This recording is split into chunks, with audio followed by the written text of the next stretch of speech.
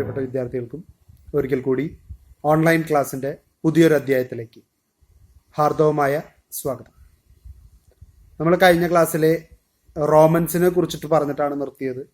ഇന്ന് നമ്മൾ നേരെ ചർച്ച ചെയ്യാൻ പോകുന്നത് ആംഗ്ലോ സാക്സൻസ് എന്ന് പറയുന്ന ഗ്രൂപ്പിൻ്റെ കടന്നുവരവും അതേ തുടർന്ന് ഇംഗ്ലണ്ടിൻ്റെ മൊത്തം ഡെവലപ്മെൻറ്റ് അല്ലെങ്കിൽ മൊത്തത്തിലുള്ള വളർച്ചയ്ക്ക് ആംഗ്ലോ സാക്സൻസ് എത്രത്തോളം കാരണമായി എന്നുള്ളതാണ് നമ്മൾ ഇന്നത്തെ ക്ലാസ്സിൽ ചർച്ച ചെയ്യാനായിട്ട് പോകുന്നത്. Britain becomes England. ആംഗ്ലോ സാക്സൻസ് കടന്നു വന്നതോടുകൂടി ഉണ്ടായ ഏറ്റവും വലിയ മാറ്റമാണ് ഇംഗ്ലീഷ് സംസാരിക്കുന്നവരുടെ ഭൂമി എന്നുള്ള രീതിയിൽ ഇംഗ്ലണ്ട് എന്നുള്ള പേരിലേക്ക് ബ്രിട്ടൻ സ്വയം മാറുകയായിരുന്നു. The term Anglo-Saxon is used to denote the Germanic tribes who invaded and settled the south and east of Britain beginning in the early 5th century. The Anglo-Saxon era marks the period of English history between about 450 and 1066 centuries. They were originally the inhabitants of Schleswig and the surroundings area between Germany and Denmark. Anglo Saxons എന്ന് പറയുന്ന group Germanic ട്രൈബാണ്. അവര് German county ആയിരുന്ന ഷെൽസ്വിക് എന്ന് പറയുന്ന ഏരിയയിൽ നിന്നും ഇംഗ്ലണ്ടിലേക്ക് migrate ചെയ്തു വന്നവരാണ്. 450 1066 വർഷങ്ങളുടെ ഇടയിൽ ആ ഒരു 600 വർഷമാണ് പ്രധാനമായിട്ടും ഇവരുടെ ഒരു കാലഘട്ടമായിട്ട് കണക്കാക്കപ്പെടുന്നത്. പക്ഷെ 600 വർഷമേ ഉള്ളൂവെങ്കിലും അവരുണ്ടാക്കിയ ഇമ്പാക്റ്റ് എന്ന് പറയുന്നത് ഒരു 2000-3000 വർഷങ്ങളുടെ ഇമ്പാക്റ്റ് അവർക്ക് ഉണ്ടാക്കാൻ കഴിഞ്ഞു എന്നുള്ളത് വലിയൊരു കാര്യമാണ്. To account of the Anglo-Saxon conquest and migration were written by authors Gildas and Bede. Gildas wrote in about 500 AD. He described the departure of the Roman army and coming of a bloodthirsty invaders who killed the native British population or drove them into the exile. Bede gave a precise date for the first arrival of Anglo-Saxons. ആംഗ്ലോ-സാക്സൻസിന്റെ കടന്നുവരവിനെ കുറിച്ച് describe ചെയ്യുന്ന 2 പുസ്തകങ്ങളാണ് പ്രധാനമായിട്ടും ആ കാലഘട്ടത്തിൽ നിന്ന് നമുക്ക് available ആയിട്ടുള്ളത്. അതിൽ പ്രധാനപ്പെട്ട ഒന്നാണ് നമ്മളിപ്പോൾ പറഞ്ഞ ഗിൽഡാസിന്റെ ഒരു ബുക്കും, അതുപോലെ തന്നെ വെനറബിൾ ബീഡ് എന്ന് പറയുന്ന റൈറ്ററെ കുറിച്ച് നമ്മൾ ഓൾഡ് ഇംഗ്ലീഷ് പോയട്രി പ്രോസ് ഒക്കെ പറഞ്ഞ സമയത്ത് പറഞ്ഞിരുന്നു. ഇല്ലെങ്കിൽ ഇനിയും അദ്ദേഹത്തെ കുറിച്ച് പറയാനായിട്ട് പോകുന്നുണ്ട്. അപ്പൊ ബീഡിന്റെ പുസ്തകത്തിലും ഈ പറയുന്ന ഗിൽഡാസിന്റെ പുസ്തകത്തിലും വളരെ കൃത്യമായിട്ട് പറയുന്നു, റോമൻസിൽ നിന്ന് വളരെ വ്യത്യസ്തമായി ഒരു ആക്രമണ സ്വഭാവമുള്ള കൊലപാതകത്തിന് അല്ലെങ്കിൽ ആളുകളെ കൊന്നൊടുക്കിക്കൊണ്ട് ഭരണം പിടിച്ചെടുക്കുന്ന ഒരു രീതിക്ക് തുടക്കം കുറിച്ചവരാണ് ആംഗ്ലോ സാക്സൻസ് എന്നാണ് ഈ പുസ്തകങ്ങളൊക്കെ തന്നെ അവകാശപ്പെടുന്നത്. The Anglo-Saxons were 3 kindred tribes, namely, ഇതാണ് ഞാൻ ആദ്യമേ പറഞ്ഞത്, 3 ഗ്രൂപ്പായിട്ടാണ് അവർ വന്നിട്ടുള്ളത്. 3 സിസ്റ്റർ ട്രൈബ്സ് എന്ന് വിളിക്കാവുന്ന രീതിയിൽ വളരെ അടുപ്പമുള്ള 3 ഗ്രൂപ്പുകൾ: Angles, Saxons and Jutes. These tribes first entered Britain as a part of the invitation by a British chief named Vortigern to protect the Britons from the incursions of Picts and Scots. പിക്സിന്റെയും Scottish പീപ്പിളിന്റെയും ആക്രമണത്തിൽ നിന്ന് തങ്ങളെ രക്ഷിക്കണം എന്ന് ആവശ്യപ്പെട്ടുകൊണ്ട് അന്നത്തെ British ചീഫായിരുന്ന വോട്ടിജൻ ആണ് ആരെ പോയിട്ട് വിളിച്ചുകൊണ്ടിരുന്നത്? ഈ പറയുന്ന ആംഗ്ലോ സാക്സൻസിനെ പിടിച്ച് ഇംഗ്ലണ്ടിലേക്ക് കൊണ്ടുവരുന്നത്. അവരെ സേവ് ചെയ്യാൻ വേണ്ടിയിട്ട്. അവർക്ക് ഒറ്റയ്ക്ക് ഇവരോട് എതിർത്ത് നിൽക്കാൻ കഴിയില്ല എന്ന് മനസ്സിലായപ്പോൾ അദ്ദേഹം മറ്റൊരു ഗ്രൂപ്പിന്റെ സഹായം തേടി അങ്ങനെ ഇവരെ വിളിച്ചുകൊണ്ട് വന്നതാണ് നമ്മുടെ ഇംഗ്ലണ്ടിലേക്ക്. But they never returned to their land and wanted to settle in Britain, thus starting the Anglo Saxon era. പക്ഷേ അതിഥിയായിട്ട് വന്നവര് പിന്നീട് ആതിഥേയരായിട്ട് മാറുന്നതാണ് ഇംഗ്ലണ്ട് കണ്ടത്. പ്രൊട്ടക്ഷൻ ഒക്കെ കൊടുത്തു കഴിഞ്ഞ് പതുക്കെ പതുക്കെ അവർ ഇവിടെ തന്നെ സെറ്റിലായി. തിരിച്ചവര് ഇംഗ്ലണ്ടിൽ നിന്ന് അവരുടെ മാതൃരാജ്യമായിട്ടുള്ള ഡെൻമാർക്കിലേക്കോ ജർമ്മനിയിലേക്കോ ഒന്നും തിരിച്ചു പോകാനായിട്ട് തയ്യാറായില്ല. അവരിവിടുത്തെ ആൾക്കാരായിട്ട് ഇവിടത്തെ എന്താ പറയാ ഏർലി ഇൻഹെബിറ്റൻസ് പോലെ ഇവിടെ കടിച്ചു തൂങ്ങി നിൽക്കാനായിട്ട് തുടങ്ങി. The Saxons settled in areas of Essex, Sussex, Middlesex, and Wessex. The Angles settled in East Anglia. The Jutes settled in Kent. പ്രധാനമായിട്ടും ഇവരുടെ അധീനതയിലുള്ള ചില കൗണ്ടികളുടെ പേരാണ് പറഞ്ഞിരിക്കുന്നത്. അതിൽ ഇസെക്സ്, സസെക്സ്, മിഡിൽസെക്സ്, വെസെക്സ്, ഈ 4 ആരുടെ കീഴില്? നമ്മൾ ആദ്യം പറഞ്ഞ സാക്സൻസിന്റെ കീഴിൽ. ആംഗിൾസിന്റെ കീഴില് ഈസ്റ്റ് ആംഗ്ലിക്ക മാത്രം. ദെൻ ജൂട്ട്സിന്റെ കീഴില് കെന്റ് മാത്രം. ഹെപ്പറ്റാർക്കി. ഹെപ്പറ്റാർക്കി എന്താന്ന് നോക്കാം. The word heptarchy is used to designate the period between the establishment of Anglo-Saxon kingdom in England towards the end of the 5th century and the destruction of most of them by Danes in the second half of 9th century. The heptarchy is collective name applied by Anglo-Saxon kingdoms south, east and central England. The term heptarchy is derived from the Greek word for 7 and rule, means the rule of 7 kingdoms. ഹെപ്പറ്റാർക്കി എന്ന് പറഞ്ഞാൽ തന്നെ 7 ഭരണകാലഘട്ടങ്ങളെയാണ്, 7 എന്ന വാക്കിനെയാണ് ഹെപ്പറ്റ് എന്ന വാക്കുകൊണ്ട് ഉദ്ദേശിക്കുന്നത്. ആർക്കി means ഭരണം. അപ്പോൾ 7 രാജാക്കന്മാരുടെ കാലഘട്ടത്തിനെയാണ് ഹെപ്പറ്റാർക്കി എന്ന് വിളിക്കുന്നത്.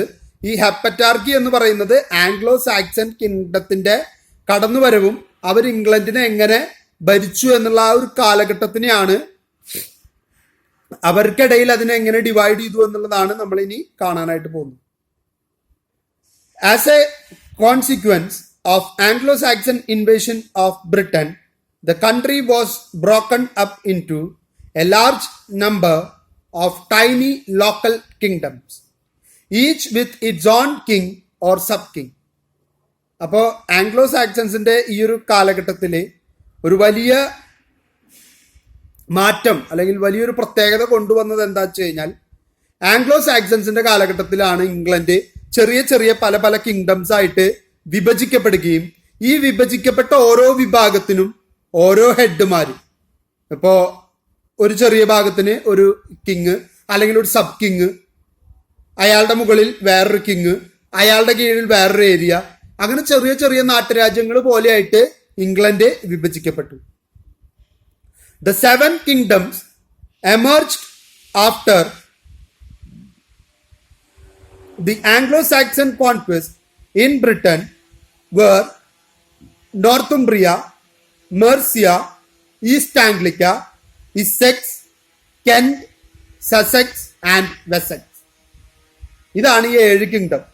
നമ്മൾ നേരത്തെ പറഞ്ഞല്ലോ ഹെപ്പറ്റാർക്കി എന്ന് പറഞ്ഞല്ലോ, ആ 7 കിങ്ഡത്തിലേക്കായിട്ട് ഇവർ വിഭജിക്കപ്പെട്ടതിന്റെ ഓർമ്മയാണ് ഹെപ്പറ്റാർക്കി എന്ന് പറയുന്ന കാലഘട്ടം.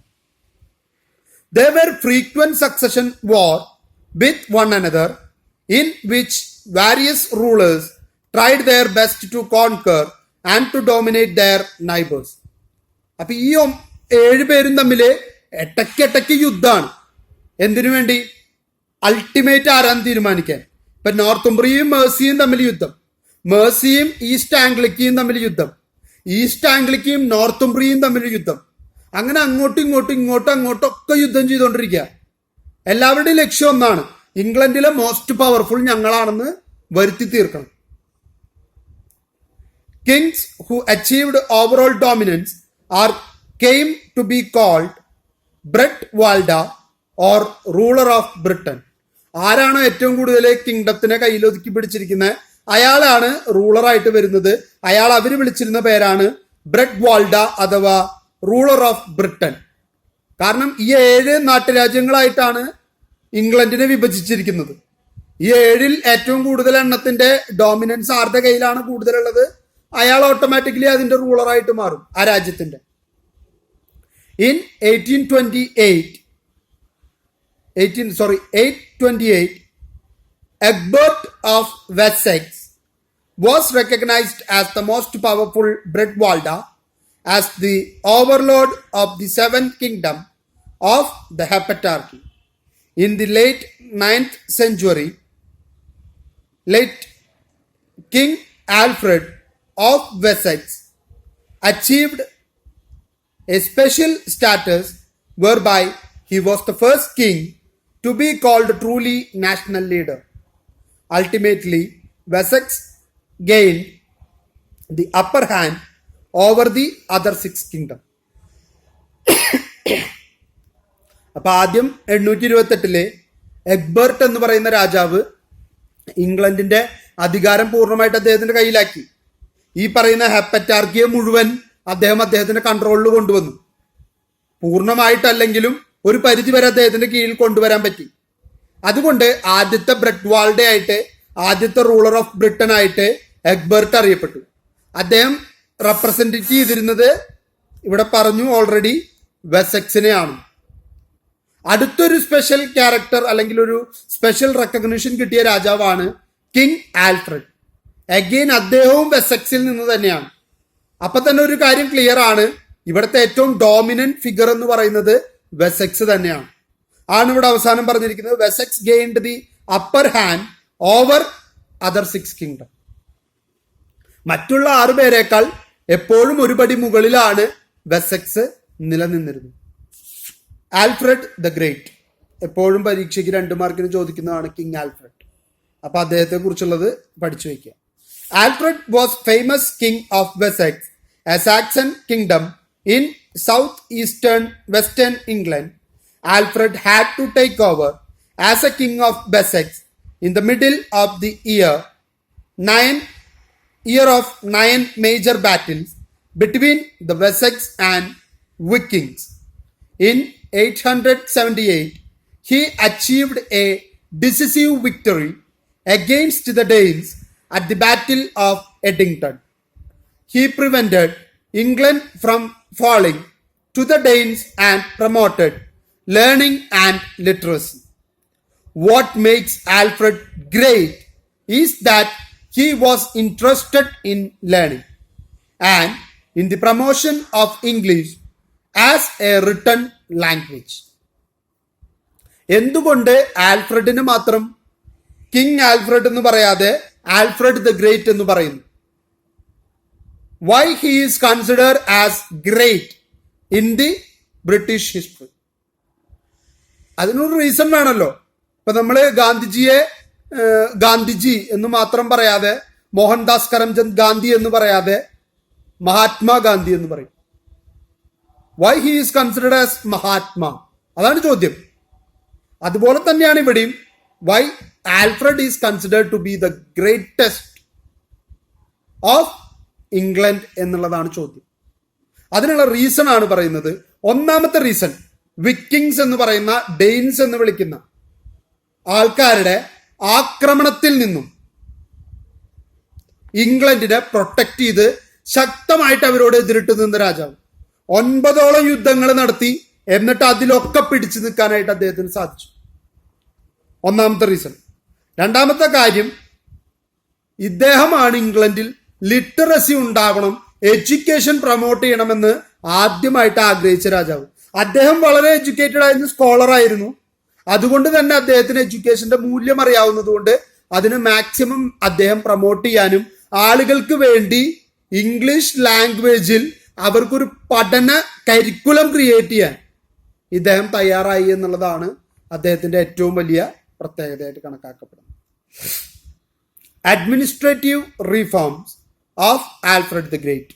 എന്തൊക്കെ ഭരണമാറ്റങ്ങളാണ് അദ്ദേഹം കൊണ്ടുവന്നതെന്ന് നോക്കാം. Alfred succeeded in government as well as at war. He was a wise administrator. He scrutinized the administration of justice and took measures to ensure the protection of the weak from oppression by the corrupt officials. He promulgated an important code of law. അദ്ദേഹത്തിന്റെ അഡ്മിനിസ്ട്രേഷനിൽ ഉണ്ടായിരുന്ന ചില പ്രത്യേകതകളാണ്, അദ്ദേഹം ഗവൺമെന്റിന്റെ എല്ലാ കാര്യങ്ങളും കൃത്യമായിട്ട് നോക്കിയായിരുന്നു, ഇൻക്ലൂഡിങ് വാർ ടൈം. സാധാരണഗതിയിൽ യുദ്ധം വന്നു കഴിഞ്ഞാൽ രാജാക്കന്മാരുടെ മെയിൻ കോൺസെൻട്രേഷൻ യുദ്ധത്തിലേക്ക് പോവുകയും ഭരണ രീതിയിൽ നിന്ന് അല്ലെങ്കിൽ ഭരണകാര്യങ്ങളിൽ നിന്ന് അവരല്പം വിട്ടു നിൽക്കുകയും ചെയ്യും. കിങ് ആൽഫ്രഡിനെ സംബന്ധിച്ചിടത്തോളം യുദ്ധം നടക്കുന്ന സമയത്ത് യുദ്ധത്തിൽ പാർട്ടിസിപ്പേറ്റ് ചെയ്യുന്ന അതേ താല്പര്യവും അതേ ഇമ്പോർട്ടൻസോടും കൂടി രാജ്യത്തിന്റെ ഭരണകാര്യങ്ങൾ നിയന്ത്രിക്കാൻ അദ്ദേഹം തയ്യാറായി എന്നുള്ളതാണ് ഏറ്റവും വലിയ കാര്യം. രണ്ടാമത്തെ കാര്യം എന്ന് പറയുന്നത്, അദ്ദേഹത്തിന് ഒരു കാര്യത്തിൽ വളരെ കൃത്യമായിട്ടുള്ള ഒരു ധാരണയുണ്ടായിരുന്നു. അറിവ് സമ്പാദിക്കുന്നതിലൂടെ, നല്ല പഠനത്തിലൂടെയാണ് ദൈവത്തെ മനസ്സിലാക്കാനും ദൈവഹിതം മനസ്സിലാക്കി പ്രവർത്തിക്കാനും ജനങ്ങൾക്ക് സാധിക്കുകയുള്ളൂ എന്ന് തിരിച്ചറിഞ്ഞ് എല്ലാവർക്കും പഠനം ലഭ്യമാക്കാൻ ഇറങ്ങിത്തിരിച്ച വ്യക്തിയാണ് king Alfred. He invited scholars from France and west Germany as well as other from within Britain to act as his advisors on improving educational and religious standards in Wessex. അപ്പൊ ഇതൊക്കെ മനസ്സിലാക്കി അദ്ദേഹം എഡ്യൂക്കേഷനും നന്നാക്കാൻ പറ്റണം, റിലീജിയസ് ആയിട്ടുള്ള ചില ധാരണകൾ ജനങ്ങളിൽ നിലനിർത്താനും പറ്റണം.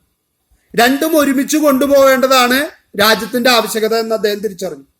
ആ തിരിച്ചറിവ് നടപ്പിലാക്കുന്നതിന്റെ ഭാഗമായിട്ട് അദ്ദേഹം ജർമ്മനിയിൽ നിന്നും അതുപോലെ തന്നെ ഡെൻമാർക്കിൽ നിന്നൊക്കെയുള്ള ആളുകളെ അദ്ദേഹത്തിന്റെ കൂടെ കൂട്ടി. എന്തിനു വേണ്ടി? അദ്ദേഹത്തിന്റെ ഐഡിയകൾ കൃത്യമായിട്ട് നടപ്പിലാക്കാൻ.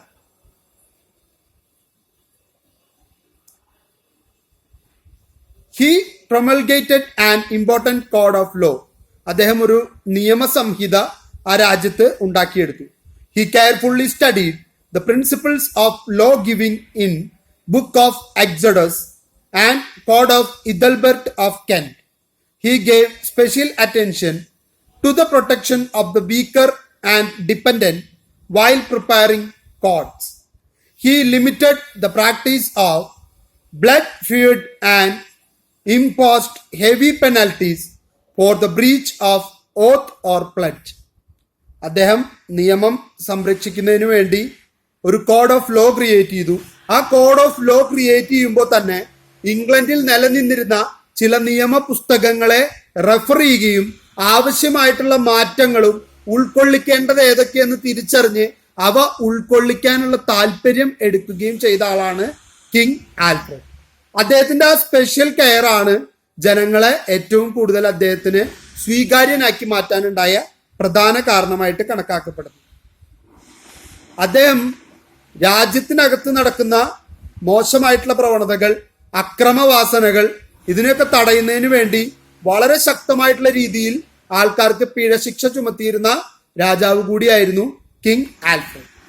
ഇനി എങ്ങനെയാണ് അദ്ദേഹം ലേണിങ്ങിന് ഇത്രമേൽ പ്രാധാന്യം കൊടുത്തത്, എങ്ങനെ ലേണിംഗ് നടപ്പിലാക്കി എന്നുള്ളതാണ് നമ്മൾ ഇനിയുള്ള നെക്സ്റ്റ് ഭാഗത്ത് കാണാനായിട്ട് പോകുന്നത്. Learning. Alfred was most exceptional for his attitude towards learning.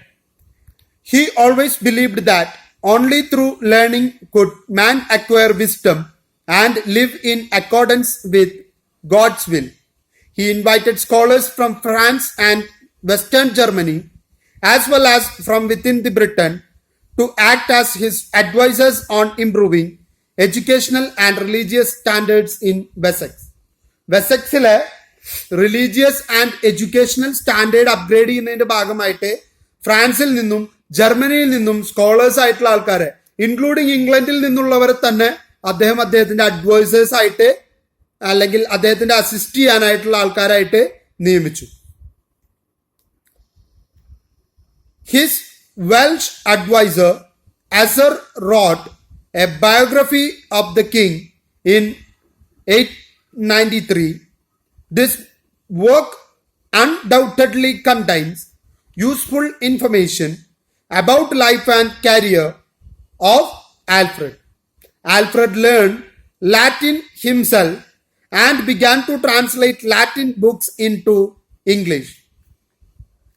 ആൽഫ്രഡിന്റെ കാലത്ത് അദ്ദേഹത്തിന്റെ സന്തത സഹചാരിയായിരുന്ന അസർ എന്ന് പറയുന്ന ആൾ എഴുതിയ പുസ്തകം വായിച്ചാൽ നമുക്ക് മനസ്സിലാവും ആൽഫ്രഡിന് എത്രത്തോളം എഡ്യൂക്കേഷൻ ലേണിങ്ങിനോട് താല്പര്യം ഉണ്ടായിരുന്നുവെന്നും അതിനുവേണ്ടി അദ്ദേഹം എത്രത്തോളം ഹാർഡ് വർക്ക് ചെയ്തു എന്നും നമുക്ക് മനസ്സിലാക്കാനായിട്ട് പറ്റും.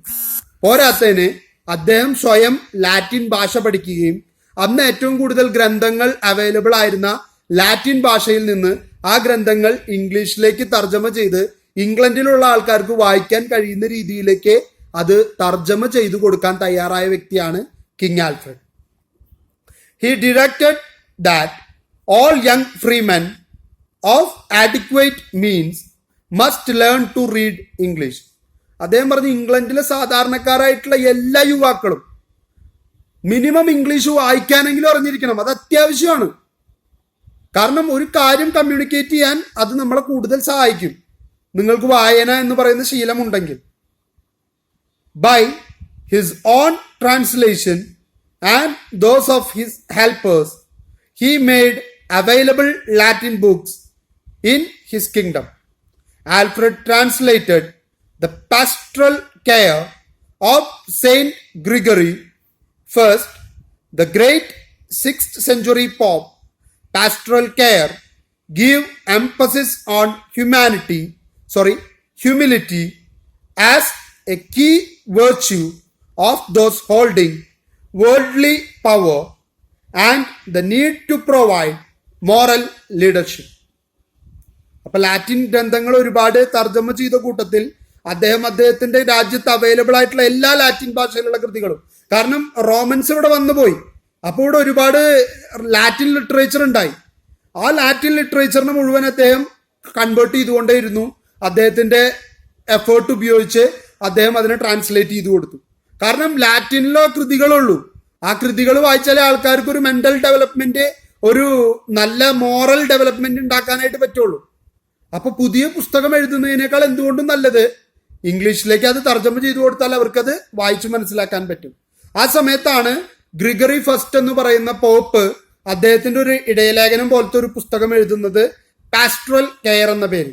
ഈ പുസ്തകം ആൾക്കാർക്ക് ഉണ്ടായിരിക്കേണ്ട ക്വാളിറ്റി, ലോകത്ത് പവർ എൻഹാൻസ് ചെയ്യുന്നവർക്ക് ഉണ്ടായിരിക്കേണ്ട ക്വാളിറ്റി എന്താണെന്നും അതെങ്ങനെ അതൊരു മോറൽ ലീഡർഷിപ്പ് ആക്കി മാറ്റണം എന്നുള്ളതിനെ കുറിച്ചിട്ടും പോപ്പ് എഴുതിയ പുസ്തകമാണ് നമ്മൾ ഈ പറയുന്ന പാസ്റ്ററൽ കെയർ എന്ന് പറയുന്നത്.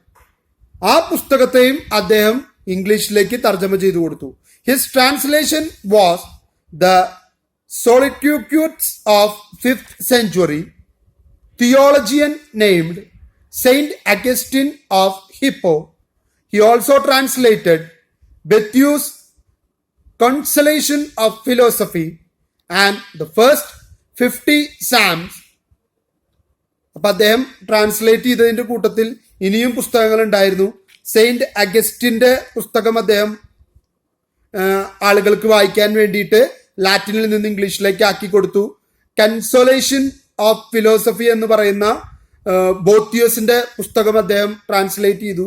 ഇതൊന്നും പോരാണ്ട് 50 സങ്കീർത്തന ഭാഗങ്ങൾ അദ്ദേഹം ജനങ്ങൾക്ക് മനസ്സിലാവാനായിട്ട് വായിച്ചു കൊടുക്കും, ട്രാൻസ്ലേറ്റ് ചെയ്തു കൊടുക്കും.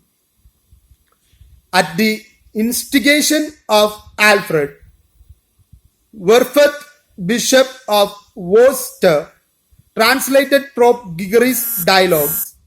Bishop Werfurth was a significant translator from Latin to Old English and a friend and advisor of Alfred. അപ്പോഴാണ് ആൽഫ്രഡിന് ഒരു പുതിയ ഫ്രണ്ടിനെ കിട്ടുന്നത്. വെർഫർത്ത് എന്ന് പറയുന്ന ഒരു ബിഷപ്പിനെ കൂട്ടുകിട്ടുന്നു. ബിഷപ്പും നല്ല രീതിയിൽ ലാറ്റിന് ഓൾഡ് ഇംഗ്ലീഷിലേക്ക് തർജ്ജമ ചെയ്യാൻ കഴിവുള്ള ആളായതുകൊണ്ട് ആൽഫ്രഡിന്റെ ആശയം എന്താണെന്ന് മനസ്സിലാക്കി ആ രീതിയിൽ അദ്ദേഹത്തെ സഹായിക്കാൻ ഈ ബിഷപ്പ് മുന്നിട്ടിറങ്ങി. അതിനുവേണ്ടി ഗ്രിഗറി പോപ്പിന്റെ ഡയലോഗ്സ് അദ്ദേഹം ലാറ്റിനിൽ നിന്നും ഇംഗ്ലീഷിലേക്ക് മാറ്റിക്കൊടുത്തു. The work was commissioned by Alfred. Under Alfred's auspices, the Welsh scholar Asser prepared a biography of Alfred in 893 called Life of Alfred. അപ്പോൾ ഈ ബിഷപ്പ് ചെയ്ത പുസ്തകങ്ങളെയൊക്കെ പുസ്തകമാക്കി മാറ്റുന്ന ഒരു കമ്മീഷനൈസിങ് ചെയ്യുന്നതിനെ ആൽഫ്രഡ് തന്നെ മുന്നിട്ട് വരികയും ആൽഫ്രഡിന്റെ ജീവിതകഥ ലൈഫ് ഓഫ് ആൽഫ്രഡ് എന്ന പേരിൽ 893 ആര് തയ്യാറാക്കി? നേരത്തെ പറഞ്ഞ അസർ എന്ന് പറയുന്ന റൈറ്റർ അദ്ദേഹത്തിന്റെ ബയോഗ്രഫി തയ്യാറാക്കി. In this work, Asser remarks Alfred as a man of attractive character, full of compassion, able to inspire affection, and intensely conscious of the responsibility of the kingly office. അപ്പൊ പുസ്തകത്തിൽ അസർ എന്ന് പറയുന്ന writer king ആൽഫ്രഡിന്റെ അടുത്ത സുഹൃത്താണ്, അദ്ദേഹത്തിന്റെ അഡ്വൈസറാണ്, ഒക്കെ ശരിയാണ്. എന്നിരുന്നാലും അദ്ദേഹത്തിന്റെ പുസ്തകത്തിൽ അദ്ദേഹം വളരെ വ്യക്തമായിട്ട് പറയുന്നു, ഒരു മികച്ച ആകർഷിക്കാൻ കഴിവുള്ള ഒരു ക്യാരക്ടറിന് ഉടമയായിരുന്നു കിങ് ആൽഫ്രഡ്.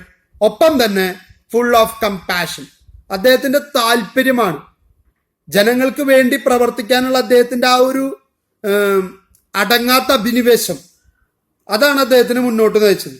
ഒപ്പം തന്നെ ഏബിൾ ടു ഇൻസ്പയർ അഫെക്ഷൻ, ജനങ്ങളിൽ ഒരു അഫെക്ഷൻ ഉണ്ടാക്കിയെടുക്കാനുള്ള അദ്ദേഹത്തിന്റെ കഴിവ്. Intensely conscious of the responsibility of kingly office, ഒരു രാജാവ് എന്തൊക്കെ ചെയ്യണമെന്നുള്ള ഉത്തരവാദിത്തത്തെ കുറിച്ച് ബോധ്യമുള്ള വ്യക്തിയാണ് കിങ് ആൽഫ്രഡ്. ഇതാണ് അദ്ദേഹത്തിന്റെ പ്രത്യേകത എന്ന് പറയുന്നത്. Though not Alfred's work, the Anglo-Saxon Chronicle, one of the greatest source of information about the Anglo-Saxon England, may have its origin in the intellectual interest awakened by the revival of learning under him. അപ്പോൾ ആ കാലഘട്ടത്തിൽ ഇറങ്ങിയിരുന്ന ഒരു പ്രസിദ്ധീകരണമാണ് Anglo Saxon Chronicle എന്ന് പറയുന്നത്. ആ ഒരു കാലഘട്ടത്തിന്റെ മുഖമായിരുന്നു ഈ ക്രോണിക്കിൾ എന്ന് പറയുന്നത്.